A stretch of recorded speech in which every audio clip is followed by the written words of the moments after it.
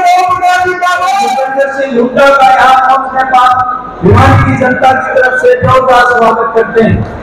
CPIM की नेता सुभाषिनी अली सहगल का भी जोरदार स्वागत करते हैं।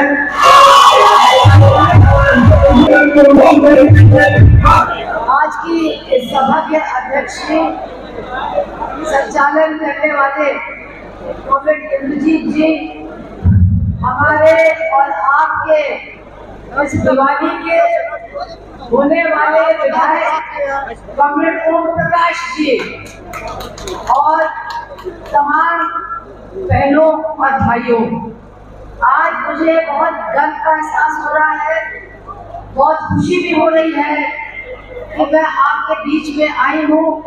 वो त्योहार है भाजपा की सरकार की विदाई।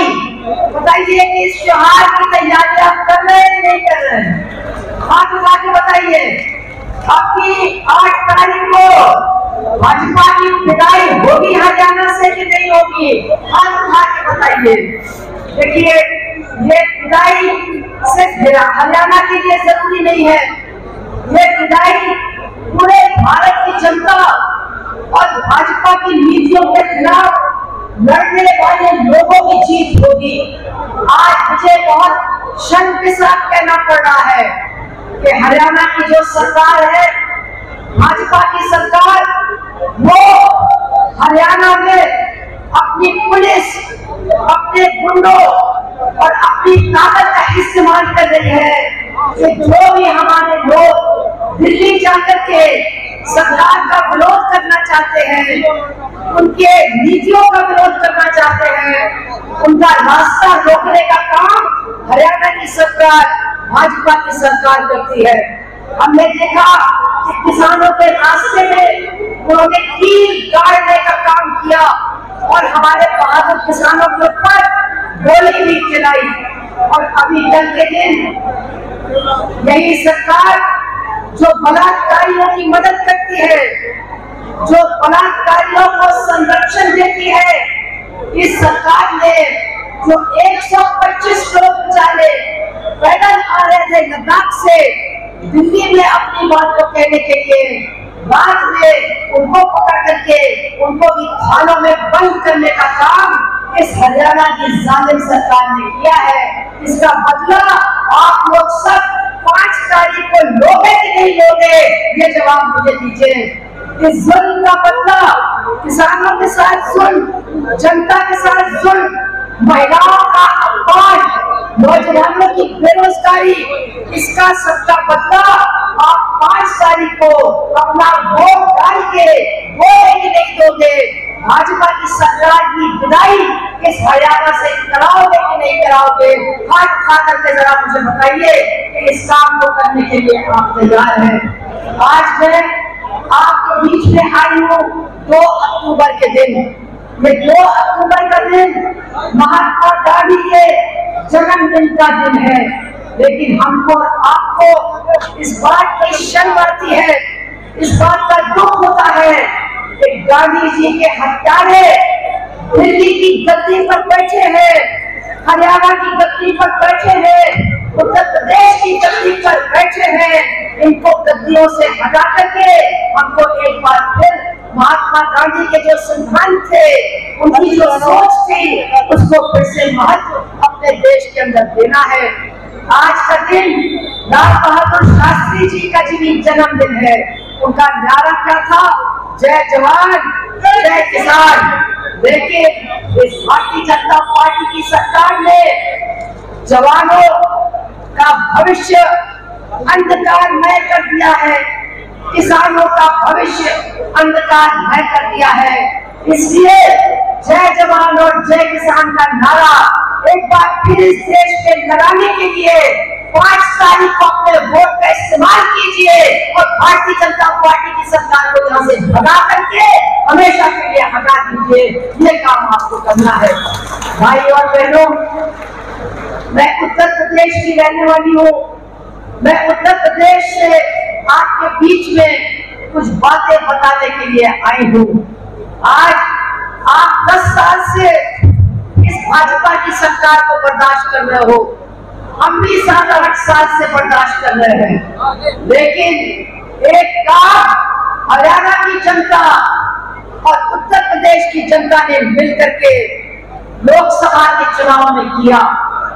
लोकसभा के चुनाव में अभी जो लोकसभा का चुनाव समाप्त हुआ है, उसमें उत्तर प्रदेश की जनता ने और हरियाणा की जनता ने भारतीय जनता पार्टी का वोट कम करके, उनकी सीटें कम करके संसद के अंदर भारतीय जनता पार्टी की बहुमत को समाप्त कर दिया और आज वो अल्पमत की सरकार बन गई है। ये काम हम लोगों ने और आप लोगों ने मिलकर के किया है। आने वाले दिनों में इस अल्पमत की सरकार से भी हमको छुटकारा पाना है, कि हमको आपको तय करना है। आज मैं आपके सामने कुछ बातें रखना चाहती हूँ। हमने आके, हमारी जनता ने आके 2024 की चुनाव में इनको वोट न देकर के इनकी सीटें क्यों कम की? पहला कारण यह था, बहुत महत्वपूर्ण कारण है, जरा सा आप लोग ध्यान से सुनिए मेरी बात को। चुनाव से पहले भाजपा का नारा था, अब की बार 400 पार। जब उन्होंने ये नारा लगाया तो हम लोगों ने भी जनता से कहा, भैया ये 400 पार क्यों चाह रहे हैं? ये काहे 400 पार जाना चाह रहे हैं? और हम लोगों ने कहा जनता के बीच में कि ये 400 पार हमारा संविधान खत्म करने के लिए जाना चाहते हैं। ये 400 पार हमारे देश का जो आईन है, जो डॉक्टर बाबा साहब अम्बेडकर का बनाया हुआ समानता के आधारित संविधान है। समानता इनको पसंद नहीं, समानता से इनको परहेज है, इसलिए वो इस संविधान को समाप्त करना चाहते हैं, इस संविधान को खत्म करना चाहते हैं। और उसका नतीजा हुआ, मैं कहना चाहती हूँ, इसका नतीजा हुआ तो हमारे समाज के सबसे ज्यादा दबे कुचले और पिसे हुए लोग हैं, जो सबसे ज्यादा गरीब लोग हैं, जिनको हम दलित कहते हैं, उन्होंने बड़ी संख्या में खड़े होकर के कहा कि डॉक्टर अम्बेडकर के संविधान की रक्षा हम करेंगे और संविधान को समाप्त करने वाले लोगों को हम गद्दी से हटाएंगे।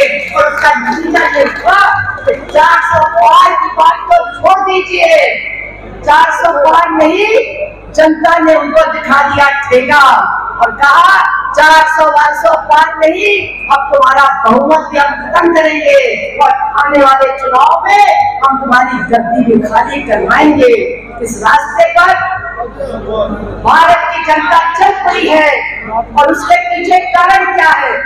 पहला कारण ये जो मैंने अभी आपके सामने रखा कि ये हमारे संविधान को समाप्त करना चाहते हैं। ये हमारे संविधान को समाप्त करके हमारे देश में समानता को खत्म करना चाहते हैं। अमीरी और गरीबी के बीच की खाई और ज्यादा बढ़ाना चाहते हैं। सामाजिक अन्याय, छुआछूत, जात पात, इन सारी चीजों को बढ़ावा देना चाहते हैं और इसका जवाब जनता ने पिछले चुनाव में दिया। लेकिन इसके साथ साथ इन्होंने जो हमारे अन्नदाता के साथ अत्याचार किया, अन्याय किया, हम कभी भूल नहीं सकते। भिवानी के लोग और भिवानी के किसान, आपका एहसान है हमारे ऊपर। आप लोगों ने एक साल तक किसानों ने जो दिल्ली को घेर के रखा था, उसमें आपका बहुत बड़ा योगदान रहा। और जो राजस्थान का रास्ता है, उसको बंद करने में भिवानी के किसानों का सबसे बड़ा योगदान है, इसको कभी भुलाया नहीं जा सकता। और सरकार ने क्या किया? एक साल तक किसानों को वहां भूखा रखा, ठंड में, गर्मी में, बीमारी में उनको वहां मजबूर किया। 700 हमारे किसान उस बॉर्डर के ऊपर शहीद हुए। लेकिन ये जो हमारे प्रधानमंत्री हैं, मैं तो कहूंगी ये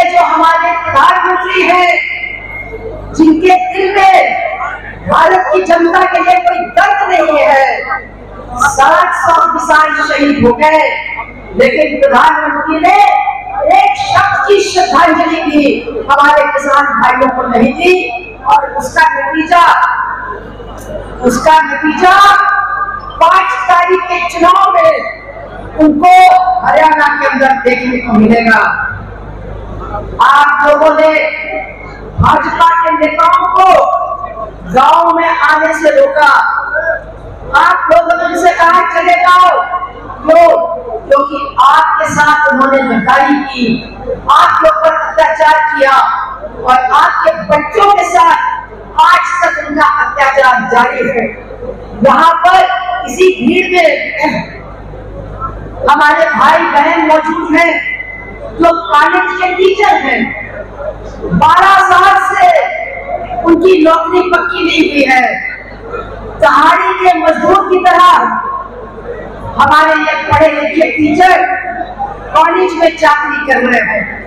हमारे इस भीड़ में वो नौजवान मौजूद हैं जो रोज सुबह सड़क के ऊपर दौड़ लगाते हैं, दंड लगाते थे, तैयारी करते थे कि हम भी फौज में जाएंगे, हम भी फौज में नौकरी करेंगे। इस बुराई ने पता नहीं कितने बेटे हमारे भारत की फौज को दिए हैं, लेकिन मोदी जी ने आपको क्या जवाब दिया कि अब आप फौजी नहीं बनेंगे, अब आप अग्निवीर बनेंगे। यानी आपको हम 4 साल की कच्ची नौकरी फौज में देंगे और उसके बाद दूध में पड़ी मक्खी की तरह आपको निकाल देंगे। हमारे आज तमाम नौजवान में फौज में नौकरी पा रहे हैं। सरकारी नौकरियां बिल्कुल बंद है, लाखों नौकरियां खाली पड़ी हुई है, उनको भरा नहीं जा रहा है।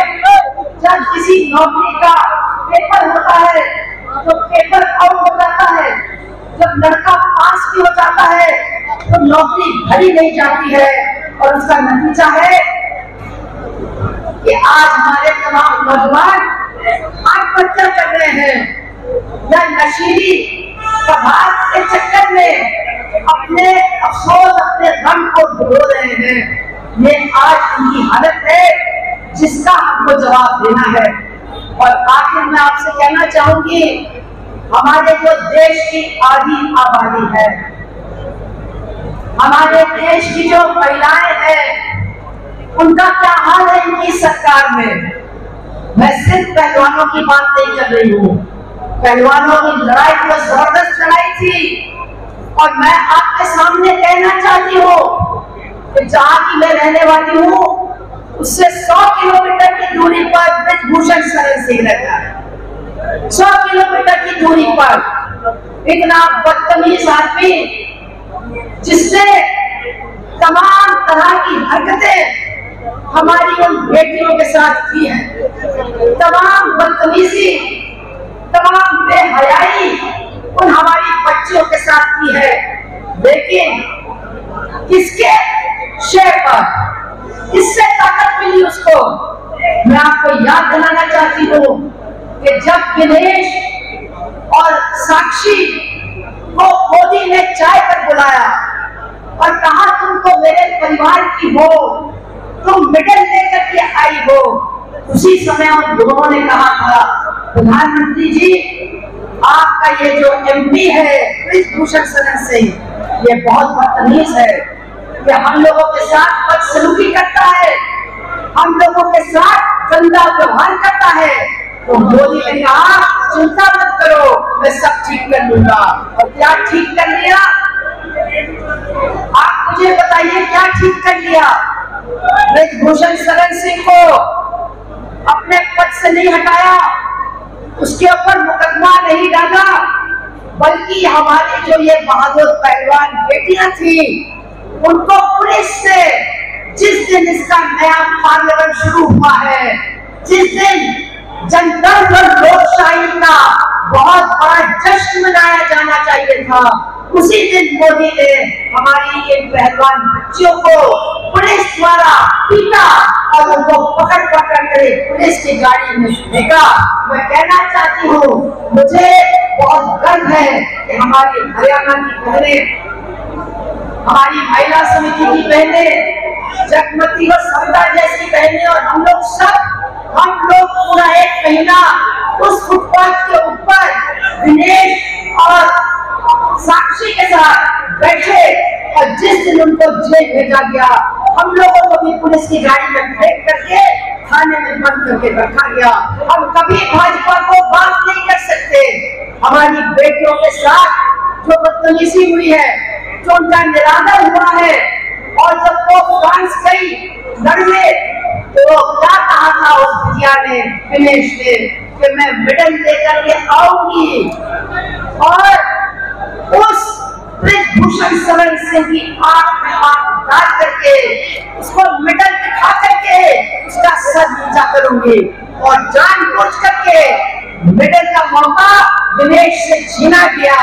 और ये जो करना चाहती थी वो नहीं कर पाई, लेकिन वो आज चुनाव लड़ रही है, कल चुनाव जीतेगी और विधायक बन करके वो जाएगी उस शरण सिंह के सामने, आंख में आंख डाल करके उसको नीचा दिखाएगी और इसमें आपका बहुत बड़ा योगदान रहेगा। कैसी रही एक खटारा की सरकार थी, यहाँ खटारा की सरकार में एक मंत्री था संदीप सिंह, जिसने एक महिला कोच के साथ बदतमीजी की थी, उसको उसने मंत्री पद से नहीं हटाया। मैं आपसे अंत में यही कहना चाहती हूँ कि चाहे वो हमारी पहलवान बेटियां हो, चाहे वो हरियाणा की वो कोच हो, चाहे वो तमाम वो महिलाएं हो जिनके साथ भाजपा के नेताओं ने और भाजपा की सरकार में बैठे लोगों ने बदतमीजी की है, बदसलूकी की है, उन सब की तरफ से मैं अपनी महिला बेटियों और माताओं और बहनों से कहना चाहती हूँ, आप आंगनबाड़ी हो, आप टीचर हो, आप घर चलाती हो, आप सफाई कर्मचारी का काम करती हो, आप खाना पका करके बच्चों को रसोइया का काम करके खाना खिलाती हो, आपकी भी तमाम मांगे हैं, आपकी सारी मांगों की लड़ाई लड़ी जाएगी और इसके साथ साथ महिलाओं के सम्मान और महिलाओं की सुरक्षा की लड़ाई भी लड़ी जाएगी। इसके लिए हमको एक ही काम करना है, 5 तारीख को जल्दी उठ करके जाइए, अपना वोट डालिए। लाकड़ी हथौड़े तारे का निशान है, उसका बटन दबा करके 2 नंबर के बटन को 1 नंबर बनाइए और कांग्रेस और प्रकाश को अपनी लड़ाई लड़ने के लिए विधानसभा के अंदर भेजिए।